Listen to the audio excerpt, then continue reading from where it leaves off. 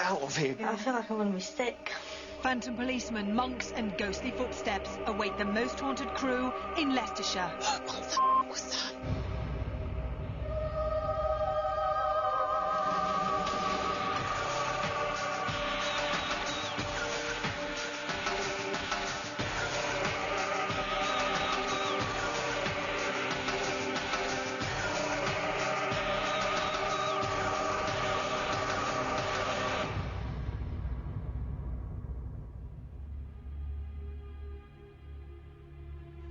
Welcome to Most Haunted. We've come to a place that houses so many different kinds of ghost sightings, from a white lady to a monk and poltergeist activity. We just had to come and investigate the Guildhall in Leicester. Built in 1390, the Guildhall is one of the best timber-framed halls in the country. It dates back 600 years and has had many different uses. A meeting place, library, courthouse and lockup, a theatre, a school and the headquarters of the Leicestershire Police Force. So many people over the years have occupied this beautiful building for many different reasons. Could these occupants and visitors from the past be still walking the rooms and corridors of the Guildhall? In the last 2 years there's been a lot of work going on, and demolition and rebuilding. They've rebuilt a very fine cafe or restaurant, would you believe, on top of a graveyard.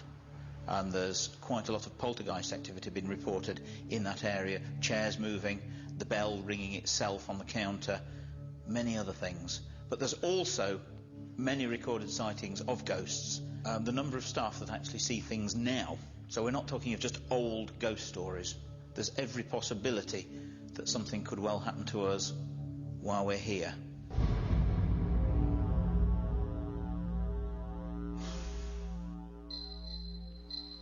A phantom known as the White Lady has been seen in this room on several occasions.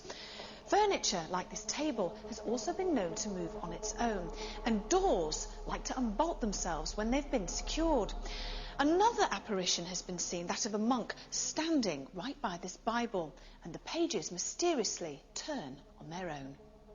There's a large King James I Bible on the table in this room, and no matter how many times the staff close the book at night and go home, when they come back in the morning, the Bible's open again.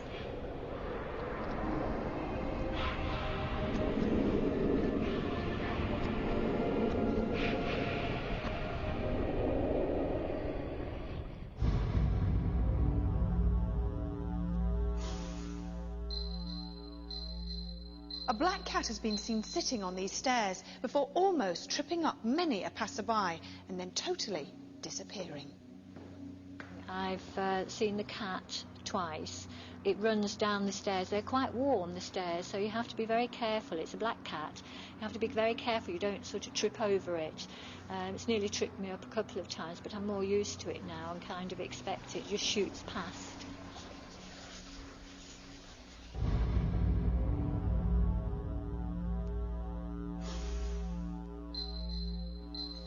In the jury room, loud footsteps are heard and objects like to move around on their own. Voices are heard, and as well as the apparition of a policeman, a dark shape has been seen moving around. The jury room is the most consistently active room in the building. On most of our ghost watches, something happens in there. The last most significant thing is the door rattling. That's happened on 2 separate occasions, again well witnessed by 2 separate groups. It's not the door that people go into the jury room by, it's one that's locked and bolted the other end that we don't use. It just leads into a storage room, and that's rattled and made quite a considerable noise.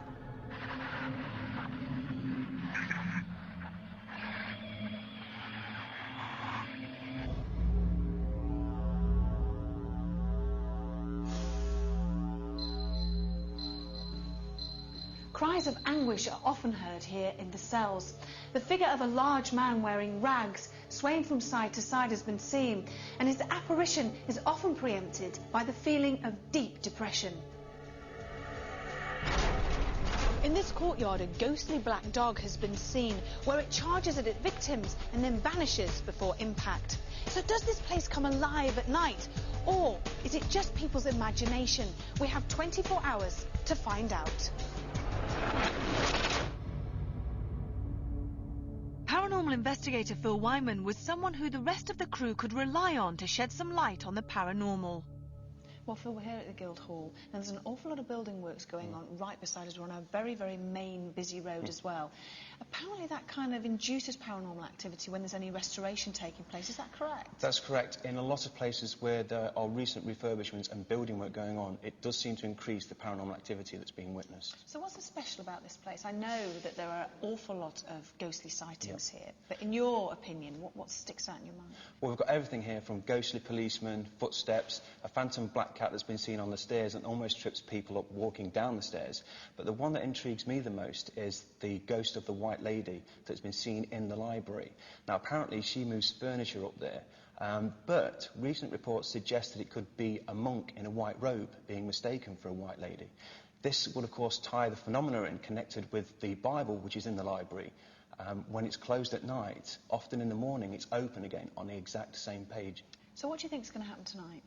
Well, as you know, during the daytime, when we can hear the building work around us now, so that gives us an indication that we're not actually that far from civilization. During the night time, however, when that is not there, I think the crew, when they're walking around on their own, are going to be really, really scared.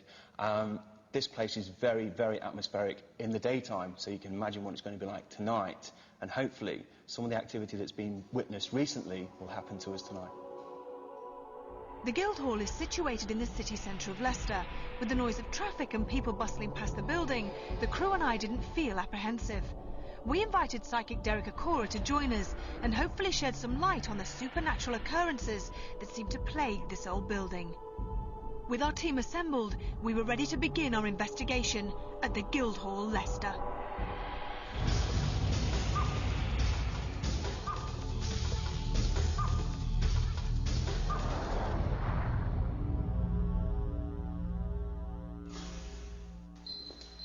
Beautiful, isn't it? It is, it really is.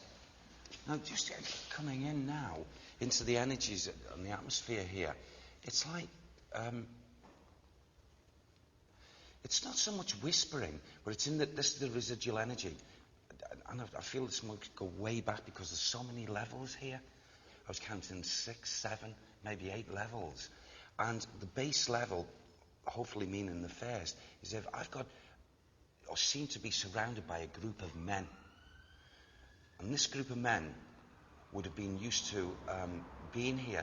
I won't say it's secretive, but it's like, the only way they thought themselves elite. Because in this ether here, I feel elite.